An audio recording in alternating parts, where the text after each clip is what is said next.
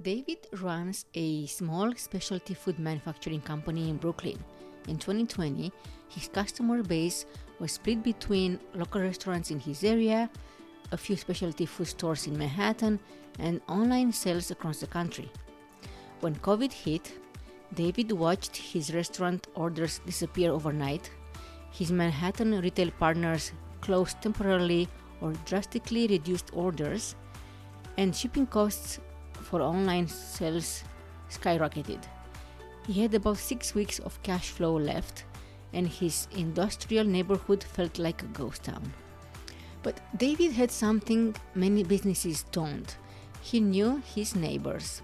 Over the years, he'd built relationships with the other small manufacturers in his area, a craft brewery, a small bakery, and an artisan pasta maker. Instead of panicking, David reached out to his network. They started brainstorming together. The brewery was struggling too, but they had delivery infrastructure. The bakery had loyal customers, but needed more products to make the delivery worthwhile, and the pasta maker had similar challenges. So they met and they created what they called your neighborhood box, curated packages featuring products from all of them, delivered within a 5-mile radius. David provided hot sauces, the brewery contributed their craft beer, the bakery added fresh bread and pastries, and the pasta maker included fresh pasta and pasta sauces. They cross-promoted to all their customer lists and split the delivery costs. You guessed what happened. Not only did they all survive, but discovered customers loved the variety and the story. People felt good about supporting a group of small Brooklyn businesses working together. David gained new customers who found him through the other businesses. When restaurants started reopening, several of his collaborators introduced him to their restaurant contacts. David told me that this collaboration saved his business and taught him that community isn't just about geography. It's about finding your people and figuring out how to help each other succeed. That's what we are talking about today. How building genuine community relationships creates business resilience that you can't buy with any marketing budget. Don't go anywhere. I'll be right back. Welcome to the Green Ledger, tips for a sustainable small business. Your guide to building a profitable and sustainable small business. This is a show where making money meets making a difference. I'm Anka, your host. In each episode, I explore how resilience fuels business growth and success by applying strategies and tools that big companies use, but making them super practical for your business. Today's topic may not be on your priority list, but it is a vital entry in your Green Ledger. Let's dive in. Now, I know that some of you might think, Anka, community involvement sounds nice, but I'm in a city of millions. I'm barely keeping up my day-to-day operations. I don't have time for networking, events, or charity work. And I get it, I really do. In a big city, it's easy to feel anonymous, like you're just another business among thousands. But please understand that this is about creating a support system.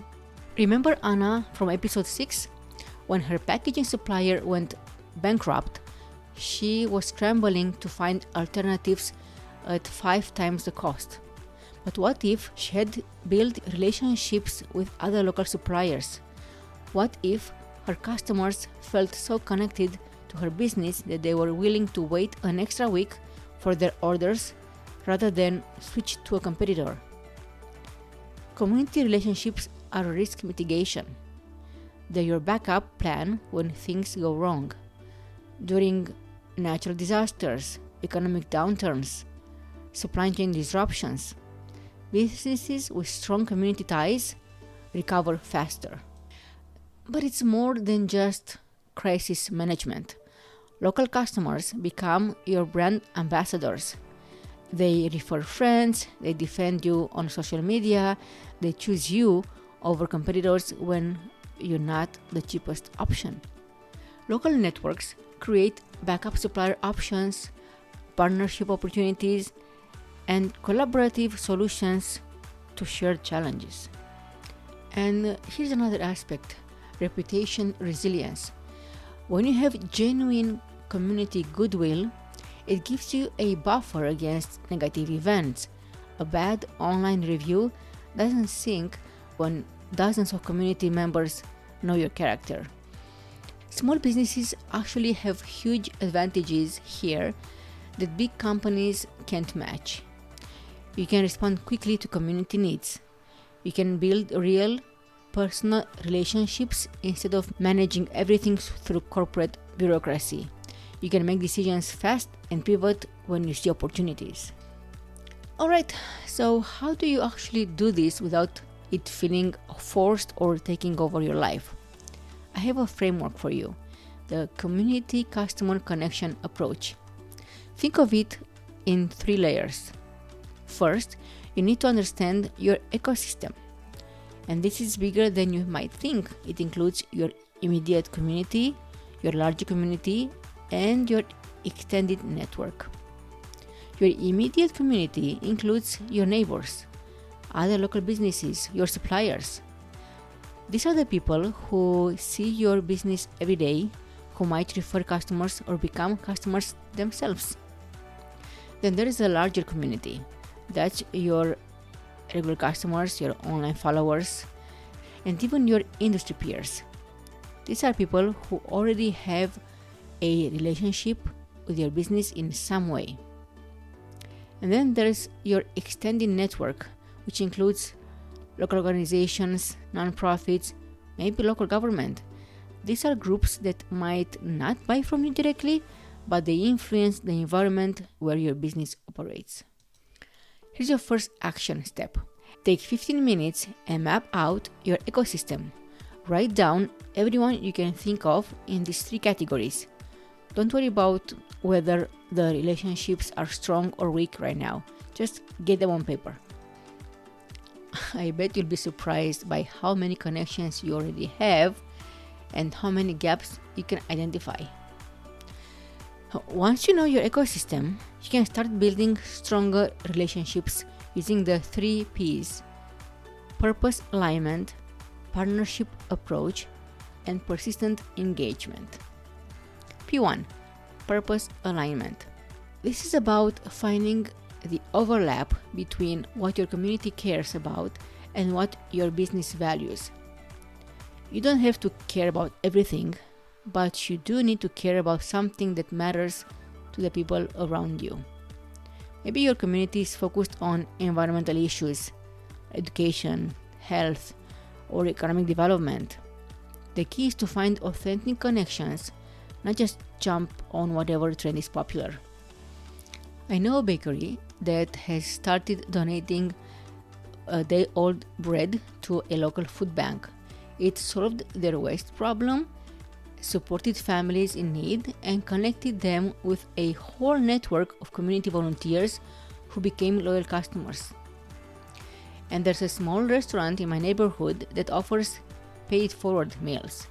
Customers can buy an extra meal for someone in need. It started as a way to help during tough economic times, but it's become part of their identity. The restaurant has built incredible loyalty through this simple program.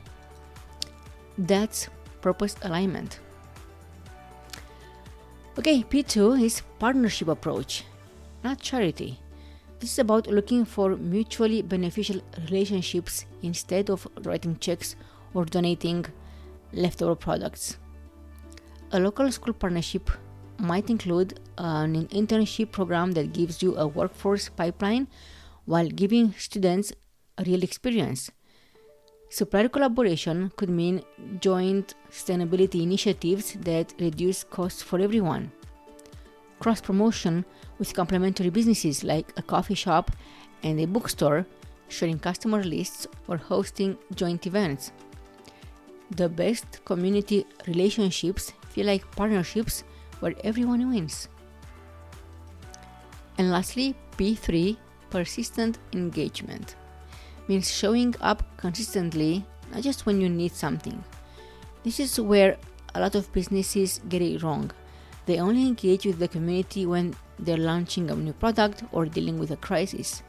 Instead, attend community events regularly, join local business groups, be a resource, share your expertise, offer your meeting space for community groups, mentor other business owners. When you're genuinely present in your community, people notice.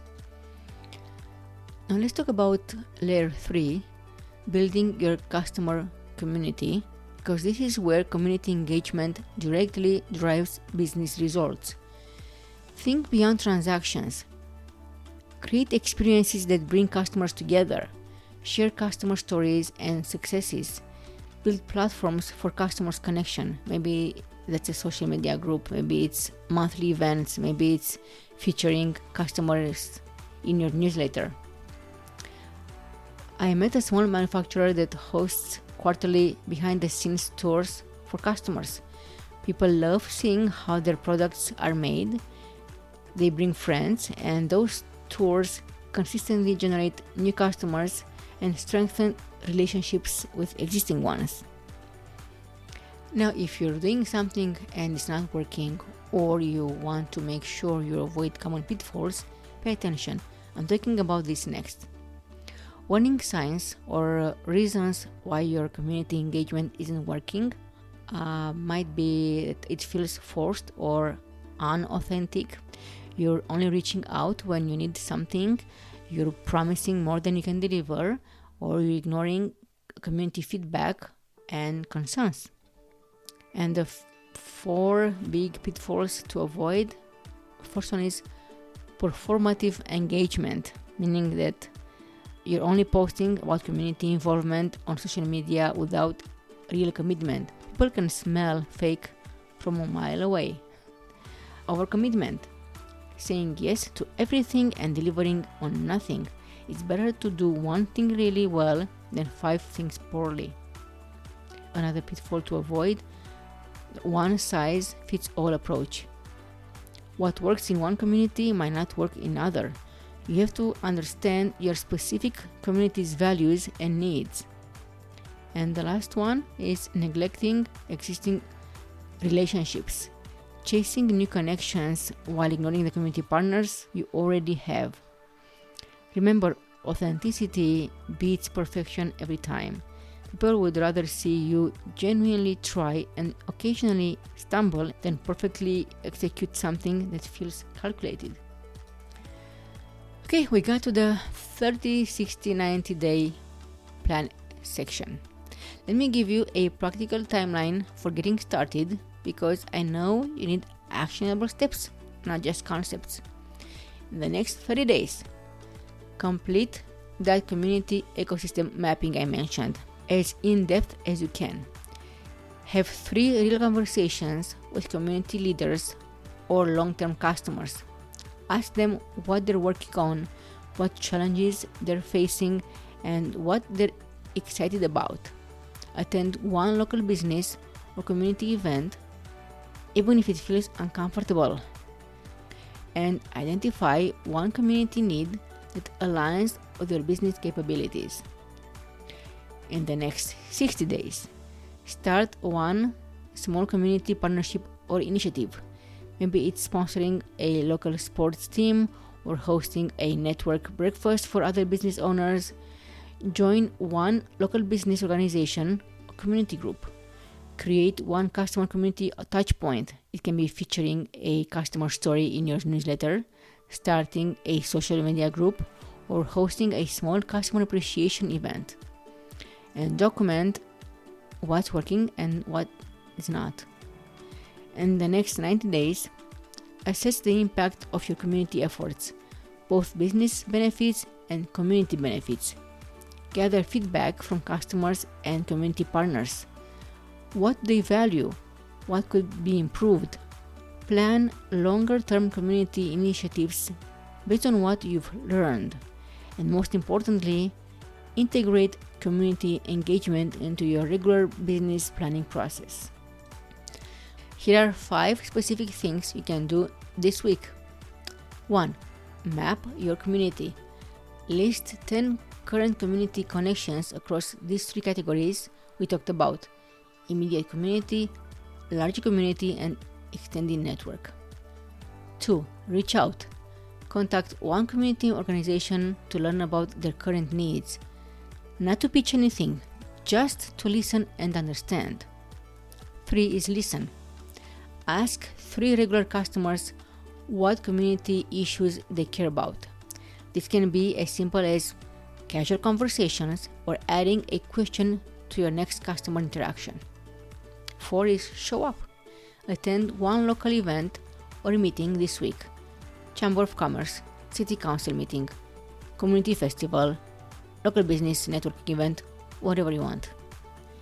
And last, number 5 is give first.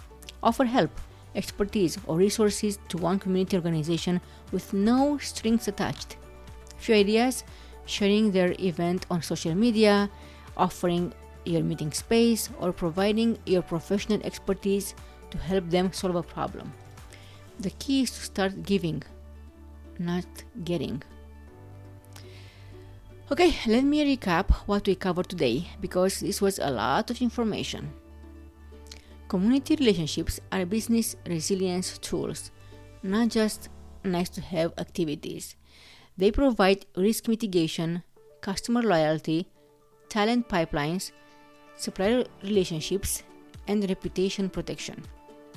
The 3P framework helps you build authentic community connections with purpose alignment, partnership approach, and persistent engagement. Small businesses have unique advantages in community building because you can be agile, personal, and authentic in ways that big companies can't match. Start small, be consistent, and focus on mutual benefit rather than what you can get from the relationship.